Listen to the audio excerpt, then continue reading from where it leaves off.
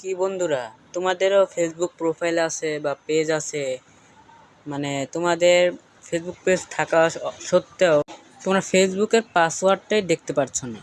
ফেসবুকের পাসওয়ার্ড না জানলে তুমি কিভাবে যে কোনো সময় কাজে লাগতেই পারে। তো চলো তোমাদের কাছকে সব কিছুই ডিটেলস সহ আমি বলে দেব।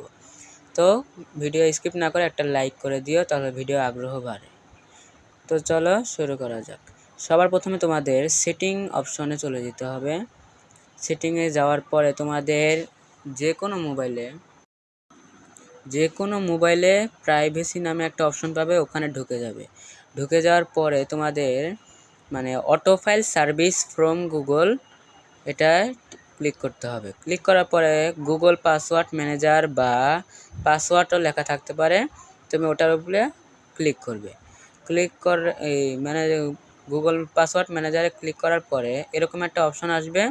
তোমাদের যেটা দরকার, ফেসবুক দরকার হলে ফেসবুক, বা গুগল হইলে গুগল। তুমি ফেসবুকে যেহেতু দরকার এখন, তা ফেসবুকে দিয়ে তোমার স্ক্রিন লকটা দিয়ে দিতে হবে।